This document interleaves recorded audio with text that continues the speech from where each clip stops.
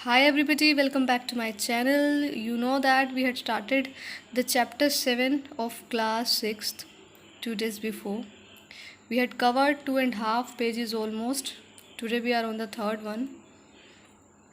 Here we are gonna start from the engine's whistle shrieked and the carriage wheels changed their sounds and rhythm. The girl got up and began to collect her things.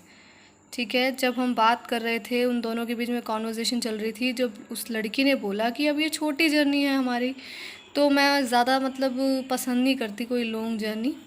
तो उसके बाद थोड़ी interaction हुई, फिर उसका stop आ गया। तो engine ने जो है विसल विसल मतलब सीटी, और शीट होता है चीखना या कोई बहुत ज़ोर की साउंड। तो इंजन की जो थी साउंड बहुत तेज़ से बजी, और कैरेज व्हील्स मतलब ये जब पहिए होते हैं ना उसके ट्रेन के, उनकी अलग सी साउंड चेंज हुई, रिदम वाली। जब गाड़ी रुकने वाली होती है एक साउंड आती है ना, वैसे।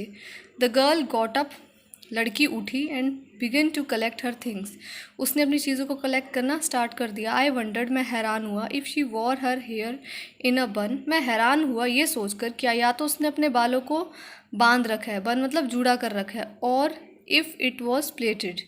प्लेटेड का मतलब होता है जब चोटी की हो या उसने चोटी करी हो। वो सोच रहा था कि इन दोनों में से कुछ होगा, या उसने एक और भी चीज़ सोची, पर हैप्स शायद। It was hanging loose over her shoulders, क्या पता उसने थोड़े से जो है शोल्डर्स पे लटका रखे हों। और if it was cut very short, या शायद छोटे हों। The train drew slowly into the station, जो ट्रेन थी वो स्टेशन पर रुकी धीरे से। आउटसाइड, बाहर की side, there was shouting of porters and vendors. बाहर की साइड क्या थे? पोर्टर्स जो, और वेंडर्स वही जो फेरी वाले होते हैं। And a high pitched female voice near the carriage door, एक ना बहुत ज़ोर से साउंड वाली, मतलब हाई पिच्ड होता है बहुत ज़ोर से, अगर हम अलाप लेके बोलते हैं। एक फीमेल साउंड सुनाई दी नियर द कैरिज डोर, जहाँ से सामान ढोया जाता है वहाँ पे। That voice must have belong to the girl's aunt, जो वॉइस थी वो शायद जो लड़की है उसकी आंटी की हो सकती है, क्योंकि वो एज्यूम कर रहा है। Goodbye, the girl said, अब लड़की ने उस पर्सन को बोला goodbye. There was some confusion in the doorway, जो डोरवे था मतलब जाने का दरवाज़ा था, वहाँ पर कोई कन्फ्यूजन हो गई। A man getting into the compartment, एक आदमी आया उस कंपार्टमेंट में, डब्बे में। स्टैमर्ड एन अपोलॉजी, स्टैमर्ड होता है हकलाना, अपोलॉजी होता है माफ़ी, मतलब हकलाते हुए वो माफ़ी मांग रहा था। देन द डोर बैंग्ड, तभी जो डोर है वो बजा। And the world was shut out again, जो world was shut out again का मतलब है कि जो पर्सन उस लेडी से जो कॉन्वर्जेशन की थी वो बहुत अच्छी थी, अब वो ख़त्म हो गई, वो जा रही है, तो उसके लिए वो दुनिया ही ख़त्म हो गई। इस लाइन का मतलब ये हुआ, the world was shut down out again, कि मतलब जैसे कि उसकी दुनिया फिर से एकदम से बंद हो गई हो। आई रिटर्न टू माई बर्थ, वो जो लड़का बोला कि मैं अपनी सीट पर वापस आया। The guard blew his whistle and we moved off, जो गार्ड था ना उसने जो है अपनी सीटी बजाई, और वी मूव्ड ऑफ, और हम चल दिए। Once again I had a game to play and a new fellow traveller, फिर से मैंने एक गेम खेली, वही जैसे स्टार्टिंग में इससे बात करी, देखो बाहर देखो। हालांकि दोनों ही अभी मतलब वो पर्सन तो अंधा ही था, इतना क्लियर हुआ, अभी लेडी का कुछ नहीं पता था। तो फिर से एक ट्रैवलर आ गया नया, अ न्यू फेलो ट्रैवलर। ट्रैवलर आपको पता ही है, और फेलो का मतलब होता है कंपेनियन या साथी। द ट्रेन गैदर्ड स्पीड, अब ट्रेन ने जो है स्पीड पकड़ी।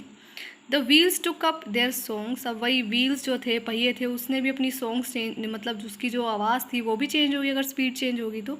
द कैरिज ग्रोन, ग्रोन होता है जो कहारना, मतलब जो वो मतलब सामान होता है ना, एंड द शूक मतलब इन द सेंस जब ट्रेन चलती है स्पीड से तो बहुत चीज़ें चेंज होती है, साउंड चेंज होती है। I found the window and, मैंने विंडो देखी मतलब मीन्स पाई, मतलब जहाँ वो था।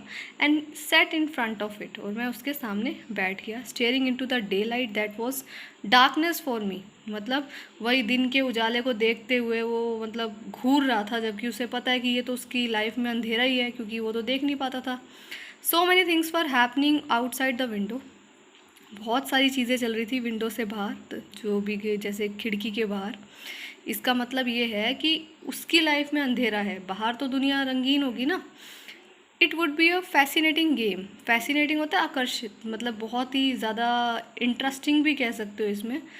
गेम थी guessing what went on out there, मतलब कि अगर हम जब गैस करें देखो बाहर क्या चल रहा है, हालांकि हमें नहीं पता, हम वैसे एज्यूम करते हैं। और ये एज्यूम करता था क्योंकि वो नहीं देख पाता था, उसने उस लड़की के साथ भी एज्यूम किया कि देखो लैंडस्केप है बाहर ऐसे। The man who had entered the compartment broke my thoughts.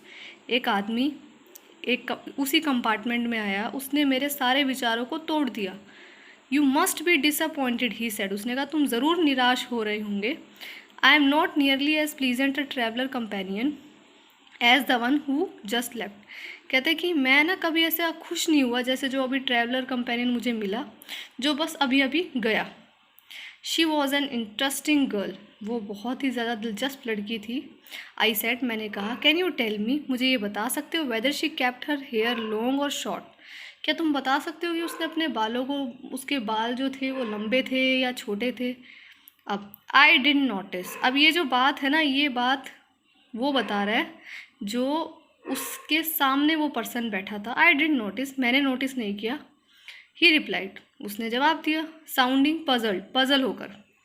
It was her I notice not her hairs, मैंने उसकी आंखें नोटिस करी, उसके बाल नहीं। ये पर्सन वो है जो नया कंपेनियन था, कि उसने उस जो देख नहीं पाता था उसको बताया कि मैंने उसकी आंखों को देखा, बालों को नहीं।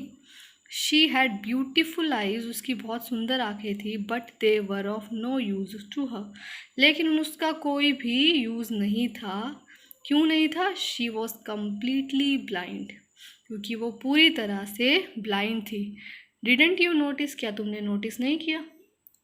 क्लियर हुआ? द थिंग इज़ दैट कि इस पूरी स्टोरी में जो पर्सन है वो तो ब्लाइंड होता ही होता है, वो अपनी वीकनेस छुपा रहा था, उसे ये नहीं पता जो सामने लेडी थी जो आई थी उसके कंपार्टमेंट में वो भी क्या थी, ब्लाइंड, जो उसे एंड में जाकर पता लगा।